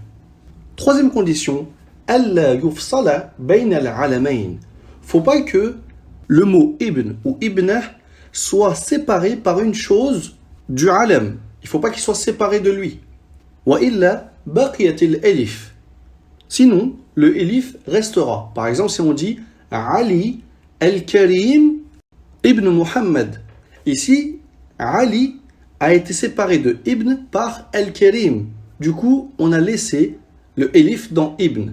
Si on n'aurait pas mis al-Karim, alors on aurait effacé le elif de ibn. Ensuite, quatrième condition, alla yudafa ila al-ha. Fa in udifa baqiyat al-elif. Il ne faut pas que, après le mot ibn ou ibnah, soit attaché le damir muttasil ha.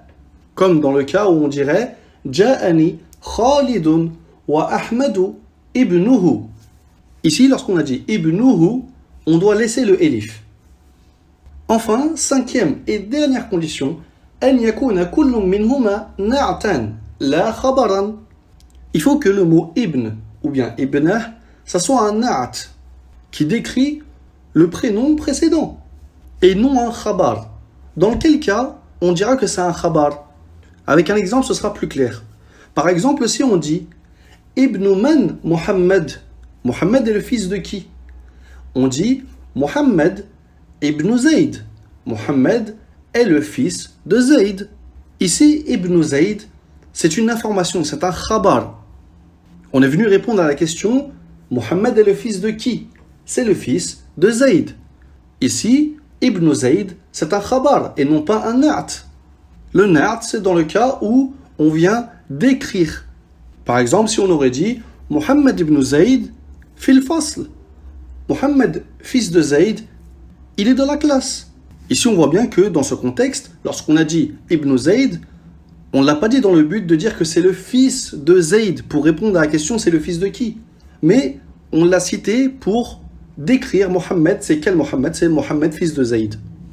Donc la condition pour que le elif soit effacé, c'est que ibn ou ibna soit un na'at et non pas un khabar. Donc ça, c'est les conditions pour effacer le elif de ibn ou de ibna. Tous les exemples qu'on a donnés ici avec ibn, ça marche également pour ibna. Donc dans tous ces cas-là, lorsqu'on peut effacer le elif de ibn, on peut également effacer le elif de ibna.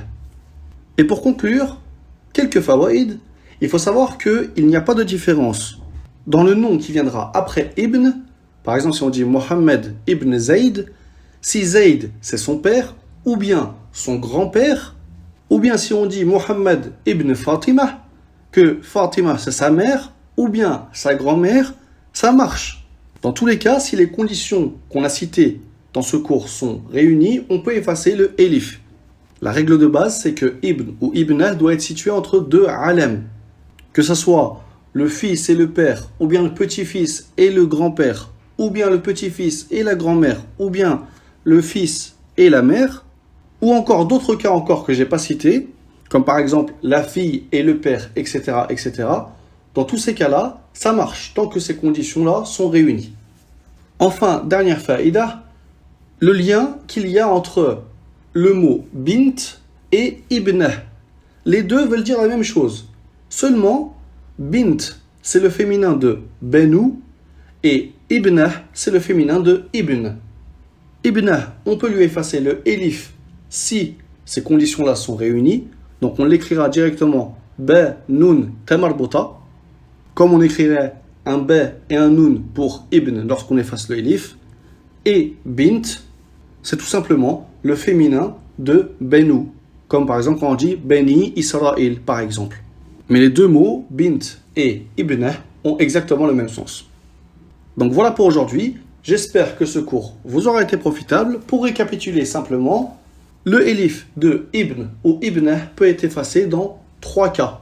Lorsqu'il est précédé de hamzatul istifham, lorsqu'il est précédé de ya al-nida'iyah et lorsqu'il est situé entre 2 alem avec ces conditions qu'on a citées aujourd'hui. Donc voilà pour aujourd'hui. Et moi, je vous retrouve dans le cours suivant pour terminer ensemble notre chapitre sur al-huruf allati tunqas. Assalamu alaikum wa rahmatullahi wa barakatuh, c'est Nazmi, j'espère que vous allez bien. Donc on se retrouve aujourd'hui pour terminer ensemble le 4e chapitre sur Ilm al-Imla, qui est le chapitre sur al-huruf allati tunqas. Donc aujourd'hui, on va voir les 4 autres cas dans lesquels on efface des lettres de certains mots dans la langue arabe. On avait vu précédemment le premier cas qui était quand est-ce qu'on efface le elif de certains mots. Aujourd'hui, on va voir quand est-ce qu'on efface le elif wal lam, le waw, le ya et le nun. Donc premièrement, le elif wal lam s'efface dans un seul cas. Quel est ce cas? C'est lorsque on aura rajouté le elif wal lam à un mot qui commence déjà par un lem et qu'ensuite on vient rajouter à ceci un lem. Donc le elif wal lam se retrouve entre 2 lems. Du coup, on l'efface. Par exemple, innahu lal-lahn. Le mot à la base, c'est lahn. Un lem, un ha et un nun. On est venu rajouter un elif wal lam pour le rendre défini. Donc on dira al-lahn.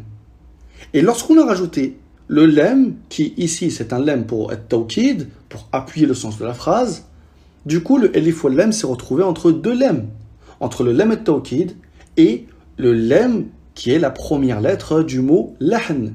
Du coup, on efface le elif wal lam et on dira innahu lal-lahn. Innahu lal-lahn. Ça c'est le seul cas où on efface le elif wal lam, lorsqu'il est situé entre 2 lems. Ensuite, deuxièmement, le waw, dans quel cas on l'efface? Dans 4 mots dans la langue arabe. Daoud, Tawus, Haoun et Qaoun. Normalement, Daoud s'écrira avec 2 waw. Del, elif, waw, waw, del. Mais les Arabes ont effacé le deuxième waw et ont laissé la prolongation dans la prononciation. Donc on dit Daoud en allongeant, malgré qu'on a effacé le deuxième waw. Pareil pour Tawus, Haoun et Qaoun. Donc ces 4 mots à apprendre par cœur, c'est les 4 mots dans lesquels on effacera le elif. Ensuite, le ya, et là c'est un peu plus compliqué à comprendre, il y a 2 cas. Premièrement, al-ya'u al-mutawallidatu min ishba'in fi shi'r. Donc premièrement, pour faire très simple, c'est dans les poèmes. Lorsque on écrit un poème, on se doit de suivre une régularité au niveau des vers. C'est-à-dire les vers entre eux doivent concorder. Et du coup, on peut se permettre dans les poèmes de rajouter des lettres, d'effacer des lettres. On n'est pas obligé de suivre toutes les règles de grammaire à la lettre.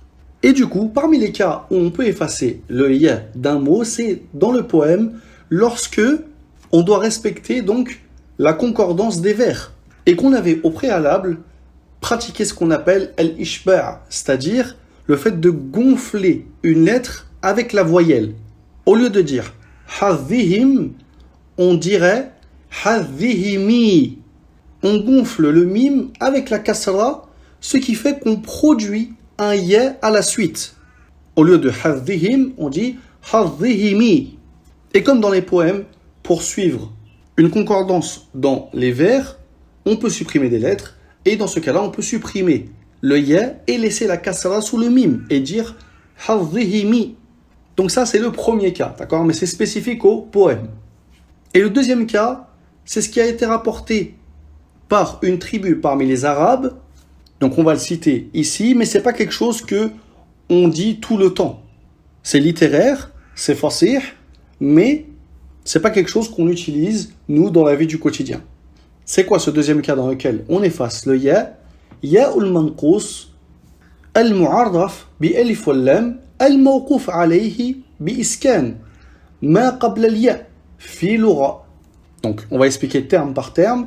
Le ya d'un ism manqous, donc qui se termine par un ya, lorsqu'il sera défini par un elif wal lam, donc dans notre cas ce sera ad-da'i, al-mawquf alayhi bi iskan ma qabla al-ya. C'est-à-dire, sur ce mot-là, on va s'arrêter sur une soukoun, sur la lettre qui précède le ya. Donc dans notre cas, c'est le ayn. Filoura, ça veut dire que ça a été rapporté par une tribu parmi les Arabes, mais pas par toutes les tribus, d'accord? Mais par une tribu parmi les Arabes, ça a été rapporté qui parlait de cette manière-là. Et du coup, au lieu de dire ad-da'i, il disait ad-da'. Il mettait la soukoun sur la lettre qui précède le ya, et dans ce cas-là, du coup, ils effacent le ya. Donc comme on voit, contrairement aux différents cas qu'on a vus précédemment, ici, le ya, il est effacé dans deux cas qui ne sont pas des cas très courants dans la langue arabe. Premièrement, c'est dans un poème, et deuxièmement, ça a été rapporté parmi une tribu des Arabes. Mais comme ça fait partie de Ilmul Imla, je me devais de le citer ici. Enfin, dernièrement, dans quel cas on efface le noun? Alors, on effacera le noun des mots min et an lorsque ils seront suivis de me ou de men. C'est-à-dire, min plus me, on dira mimma. On efface le noun. Min plus men, on dira mimmen. On efface le noun de min. An plus me, on dira amma. Et an plus men, amman. D'accord? On efface le noun de min et de an lorsqu'il est suivi de me ou de men. Ensuite, deuxième cas, in ash-shartiyah avec ma az-za'idah. On dira imma. Imma, c'est comme in ash-shartiyah, sauf qu'on a rajouté le ma pour appuyer le sens de la phrase. Ma az-za'idah tufid at-tawkid. Dans ce cas-là, on a effacé le noun de in. Et enfin, n plus ma, on dira amma, et n plus la, on dira alla. Et dans ces deux cas-là, on effacera le noun de n. Donc avec ceci, on a vu les cas dans lesquels on efface le noun. Min ou an, lorsqu'il est suivi de ma ou men. In ash-shartiyah, lorsqu'il est suivi de ma az-za'idah. Et n, lorsqu'il est suivi de ma ou de la. Donc voilà pour aujourd'hui. On a fini ensemble avec ce cours le 4e chapitre de Ilmul Imla qui est Al-Huruf allati tunqas. Il ne nous reste plus qu'un dernier chapitre de cette science-là et on aura fini entièrement cette série. Le dernier chapitre sera sur Al-Waslu wal-Fasl. J'espère que ce cours vous aura été profitable et moi je vous dis à très vite pour la prochaine vidéo. Assalamu alaikum wa rahmatullahi wa barakatuh, c'est Nazmi, j'espère que vous allez bien. Donc on se retrouve aujourd'hui pour terminer ensemble notre série sur Ilmul Imla. On a vu dans les épisodes précédents les 4 grands chapitres. Parmi les 5 composants cette science, on a vu Al-Hamza, Al-Aliful Layyina, Al-Huruf allati tuzad ou Al-Huruf allati tunqas. Il ne reste donc plus qu'à étudier ensemble le dernier chapitre de cette science qui est Al-Faslu wal-Wasl. C'est-à-dire dans quel cas on va coller deux mots entre eux ou bien on va les séparer. Alors pour comprendre ce chapitre, il y a une règle toute simple à apprendre par cœur et cette règle c'est Ma sahha al-ibtida'u bihi wal-waqfu alayhi fusila wa ma la fala. Donc si on traduit, ce qui peut être en début de phrase ou bien ce sur quoi on peut s'arrêter, alors ce mot-là, on le séparera des autres. A contrario, si le terme qu'on parle, on ne peut pas débuter une phrase avec celui-ci, ou bien on ne peut pas s'arrêter dessus, alors on l'attachera avec un autre mot. C'est une règle toute simple à apprendre par cœur, et on va voir ensemble tout de suite des exemples dans le cas où on doit attacher obligatoirement des termes afin de pouvoir visualiser et mieux comprendre cette règle. Donc, amthila yajibu al-waslu, donc on doit obligatoirement attacher, par exemple, Noun at-tawkid. Le Noun at-tawkid al-khafifah et Noun at-tawkid al-thaqilah. Donc le Noun at-tawkid, on doit obligatoirement l'attacher avec un mot. Pourquoi? Car on ne peut pas débuter la phrase avec un Noun at-tawkid, tout simplement. Deuxièmement, Ta'u ta'nith. On ne peut pas débuter la phrase avec le Ta'u ta'nith. Donc le Ta'u ta'nith, obligatoirement, sera rattaché avec un mot. Kaful khitab, également. On commence par la phrase par kum, ou bien ke, qui, non. Du coup, kaful khitab sera obligatoirement attaché à un mot. Un autre exemple, sadrul murakkabil masji, c'est-à-dire la première partie d'un mot qui est composé de deux mots. Par exemple, une ville, Hadramaut. Hadramaut, c'est un mot qui est composé de deux mots à la base. Hadara et Maut. Ce nom de ville, il est composé comme ça. C'est-à-dire qu'il est composé avec ces deux mots collés. La première partie de ce nom de ville, Hadramaut, Hadara, est-ce qu'on peut s'arrêter dessus? Non. Si on part de la ville, on ne peut pas dire Dhahabtu ila Hadara. Non, on dira Dhahabtu ila Hadramaut. Du coup, comme on ne peut pas s'arrêter dessus, la première partie de ce mot-là, on devra la coller obligatoirement avec la deuxième partie, tout simplement. Donc, on peut citer énormément d'exemples pour cette règle-là. Si vous souhaitez encore plus d'exemples, je vous mets des liens dans la description de la vidéo avec d'autres PDF récapitulant ce qu'on a vu ensemble au cours de ces vidéos. Mais ce que vous avez à retenir, c'est la règle Ma sahha al-ibtida'u bihi wal-waqfu alayhi fusila wa ma la fala. Tout simplement. Donc voilà pour le cours d'aujourd'hui. Avec ce cours, on a fini notre série et l'étude des 5 grands chapitres composant Ilm al-Imla. J'espère que ces différents épisodes vous ont été profitables.